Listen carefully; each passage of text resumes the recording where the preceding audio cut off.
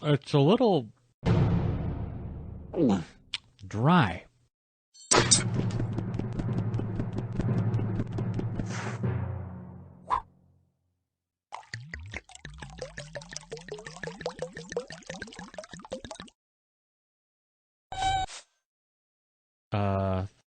Thanks?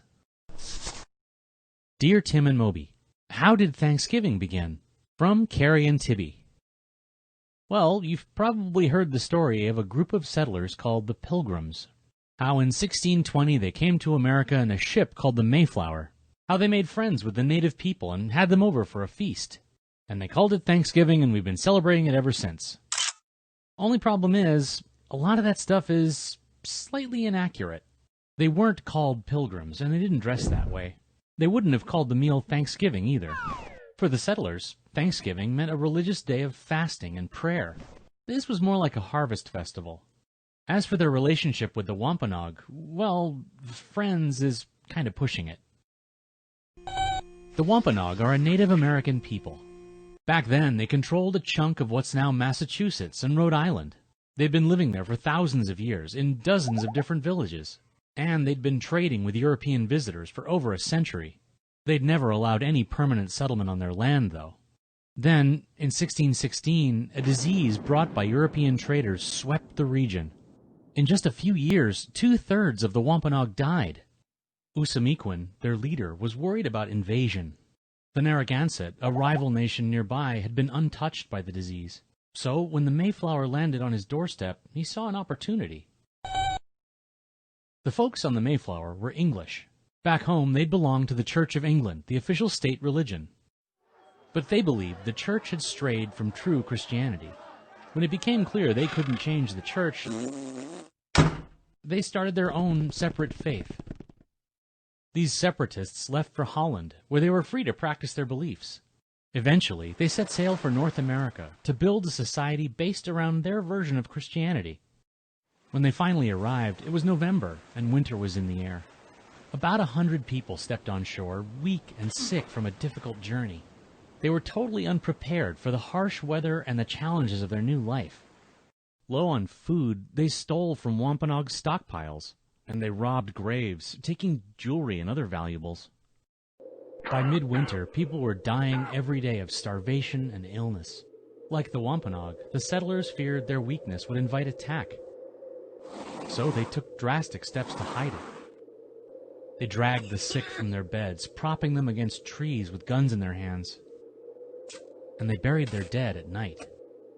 Only half of them survived the winter. One day that March, a native man walked into the settlers' camp. This was Samoset, a leader from Maine who was staying with the Wampanoag. To the settlers' astonishment, he said, "Welcome, Englishmen." He'd been sent by the Wampanoag to arrange a meeting with the newcomers. A few days later, Usamiquin stopped by, along with a little security. Both groups were suspicious of the other. They exchanged hostages so that neither side would pull any tricks. Only then did John Carver, the governor of Plymouth, sit down with Usamiquin. He called Usamiquin by his title, Massasoit, which means great leader. They shared a ceremonial drink and agreed to terms. They would always meet in peace, and they would defend each other from attack. The treaty saved Plymouth. Usamiquin sent an English-speaking man named Tisquantum to stay with the settlers. The English called him Squanto, and he taught them how to survive. He showed them how to plant crops that would thrive, and how to use fish as fertilizer. Tisquantum had actually grown up right there. Before the town became Plymouth, the Wampanoag called it Pawtuxet. It was one of the villages that had been wiped out by disease. The separatists chose the dead village as the site of their settlement. The hard work of clearing the land had already been done by Tisquantum's people. And thanks to his help, Plymouth had a bountiful harvest to celebrate in the fall of 1621. Well, the settlers didn't send out formal invitations. The Wampanoag heard gunfire coming from Plymouth.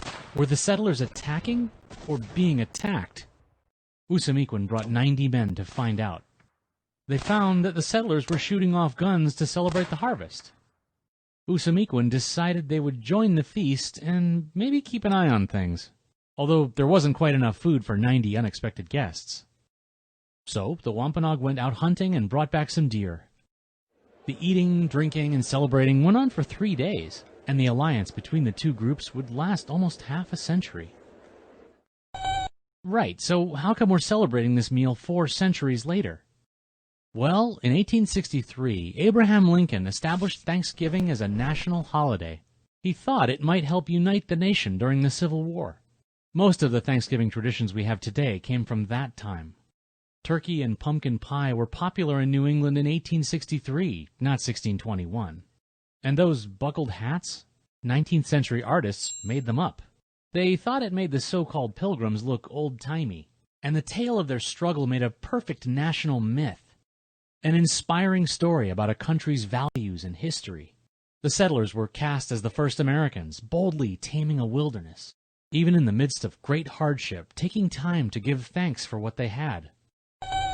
No, bravery and gratitude are awesome qualities that we should all try to live up to. That's kind of the purpose of national myths, to provide examples of our best selves. But myths oversimplify complex stories. We know that Massachusetts was not a wilderness. It was home to a civilization that went back thousands of years. And Plymouth's founding was a dark turning point for those people. They were pushed off their land and had to adapt to a different way of life to survive. That pattern was repeated across the continent for the next 200 years, which is why some Native Americans consider Thanksgiving a day of mourning. For those of us who do celebrate, we can honor that perspective. Taking time to consider it wouldn't be a bad addition to your list of Thanksgiving traditions, even if it's a little heavier than watching football, hanging out with friends, and... Oh no, don't do that.